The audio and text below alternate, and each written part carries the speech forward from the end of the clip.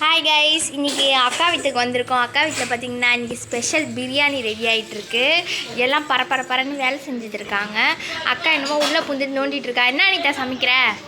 லேட்டாக வந்து இப்போ தான் நான் பிரியாணியை தாளிச்சு விட்டேன். ஐயோ, முன்னாடியே கூப்பிட்டுருலாம்ல. பாப்பாவுக்கு சாப்பாடு விட்டுட்டு இருந்தேன்னா நீ முன்னாடியே சொல்லியிருந்தா வீடியோ எடுத்துருப்பேன். இப்போ தான் ஸ்டார்ட் பண்ணுறேன். சரி பரவாயில்ல. என்ன எப்போதுமே அடுப்பில் தான் செய்வேன் பிரியாணி. இந்த வாட்டி கொஞ்சம் வெயிலாக இருக்குன்றதால நான் பிரியாணி வந்து ஸ்டவ்வில் போட்டிருக்கேன். இன்னைக்கு வந்து இது வந்து சிக்கன் பிரியாணியா? Yes, chicken biryani. Chicken gravy chicken பிரியாணியா? ஓகே. எங்கள் அக்கா பிரியாணி செஞ்சாங்கன்னா அவ்வளோ டேஸ்ட்டாக இருக்கும். கடையில் செய்கிற மாதிரியே இருக்கும். அந்த டேஸ்ட்டு செம்மையாக இருக்கும். ஆனால் அது ஒரு சிலர் கைப்பக்குவம்னு சொல்கிறாங்க. அதனால எங்கள் அக்கா கைப்பக்குவம் ரொம்ப நல்லாவே இருக்கும். இது எல்லாமே பாப்பா எல்லாம் ரெடி பண்ணி கொடுத்துட்டா. வெங்காயம் தக்காளி எல்லாம் அரிஞ்சு கொடுத்துட்டா. அதனால அக்கா டக்கு டக்குன்னு வேலையை முடிச்சிட்டாங்க. டைம் இப்போ வந்து கரெக்டாக 12 o'clock ஆகுது. இன்றைக்கி வந்து சண்டே. சொல்லு அனிதா, சொல்லு வியூவர்ஸ்க்கு நிறைய டிப்ஸ் கொடுத்தா அவங்க நல்லா பார்ப்பாங்க.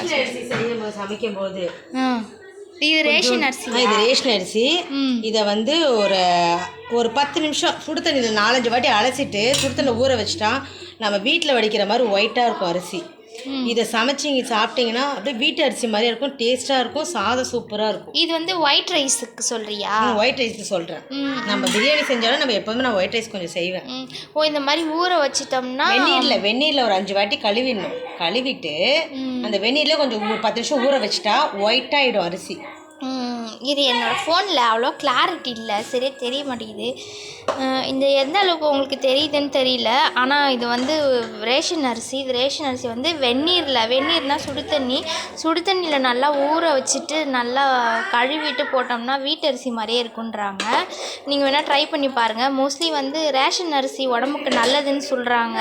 ஏன்னா அதில் எந்த விதமான கெமிக்கலும் கலக்க மாட்டாங்க. அதனால் இது நல்லதுன்றாங்க. நீங்களும் ட்ரை பண்ணி பாருங்கள். இது வந்து ஒயிட் ரைஸ்க்கு. நாங்கள் இங்கே வந்து பிரியாணியும் கொஞ்சம் செஞ்சுக்குவோம், கொஞ்சம் ஒயிட் ரைஸும் செஞ்சுக்குவோம். எல்லாருக்கும் ஒயிட் ரைஸு வித் பிரியாணியோட இன்னைக்கு சர்வ் பண்ணுவாங்க. நெய் அனிக்காது. இது வந்து லாஸ்ட்டில் போடணுமா, முன்னாடியே நீ போட்டுருவியா? கொஞ்சம் நெய் போட்டால் கொஞ்சம் அடி பிடிக்காமல் இருக்கும். அடி பிடிக்காமல் இருக்கிறதுக்கு வந்து நெய் கலக்குறாங்க. முன்னாடியே போட்டுருவாங்க. அதுக்கப்புறம் எக்ஸ்ட்ராவும் கொஞ்சம் மேலே போட்டுருவாங்க. அந்த எண்ணெய்லாம் மேலே பண்ணுறியானோ? கண்டிப்பாக. செம்மையாக இருக்கும், சூப்பராக இருக்குது. உப்பு எல்லாமே கரெக்டாக இருக்குது. காரமும் சூப்பர். அந்த பிரியாணி ஸ்மெல்லு நல்லா வருது. வீடியோவில் வந்து ஸ்மெல் வராது இல்லையா, அதனால டேஸ்ட்டு மட்டும் உங்களுக்கு தெரியாது. ஆனால் அந்த ஸ்மெல்லு டேஸ்ட்டு எல்லாமே நல்லாயிருக்கு. நம்மளால் பார்க்க தான் முடியும், வீடியோவில் டேஸ்ட் பண்ண முடியாது. ஃப்யூச்சரில் அந்த மாதிரி கூட வரும். இனிமேல் ஏஐயில் கூட ரெடி பண்ணிக்கலாம் டேஸ்ட்டு வர்ற மாதிரி. வீடியோ பார்த்தா அப்படியே ஏஐயில் அப்படியே டேஸ்ட் எப்படி இருக்குன்னு கூட நம்ம இமேஜின் பண்ணிக்கலாம். இது வந்து தனி மிளகாய் தூள் போடுறியா? கொஞ்சோடு ஃபைனல் டச்சுக்கு வந்து தனி மிளகாய் தூள் போட்டு உருளைக்கிழங்கு, அது வந்து கிரேவிக்கு கரெக்டாக.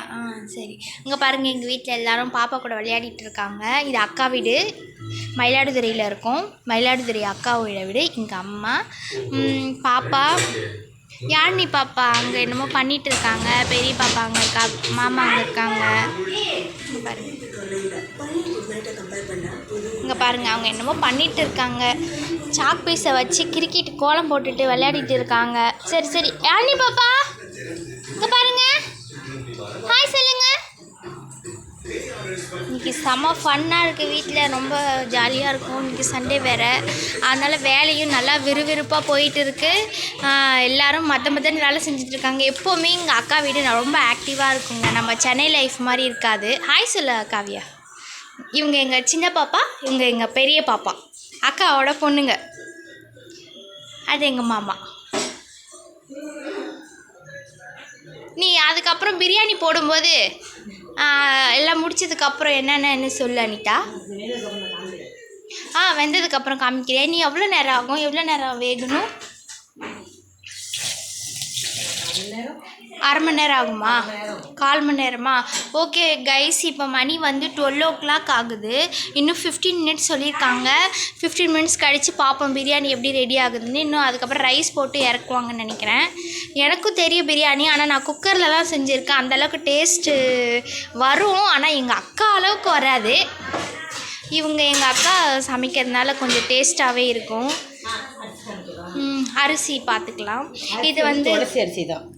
நான் வந்து பாஸ்மதி அரிசி செய்ய மாட்டேன், துளசி அரிசி செய்வேன். துளசி அரிசினா அது வந்து பிராண்டு பேரா இல்லை வந்து சாரி, அது பேர் என்ன? பிரியாணி அரிசி, நைஸ் அரிசி. நைஸ் அரிசியா? இது பிரியாணியும் செய்யலாம்.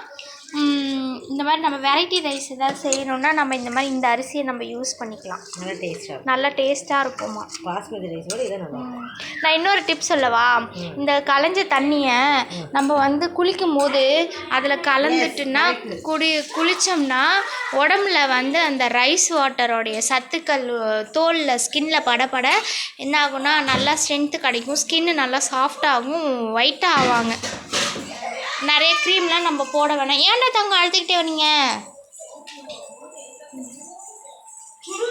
சூடு சூடு சூடு. நேற்று மீன் குழம்பு செஞ்சாங்க சட்டியில்.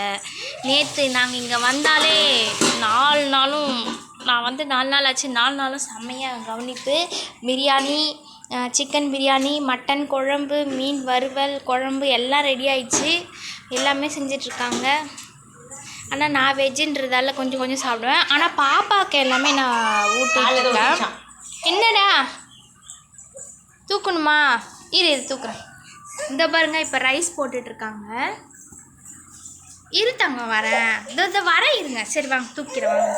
பாப்பா வேற அப்பா தூக்க சொல்கிறாங்க. சரி, இப்போ ரைஸ் போட்டிருக்குறாங்க.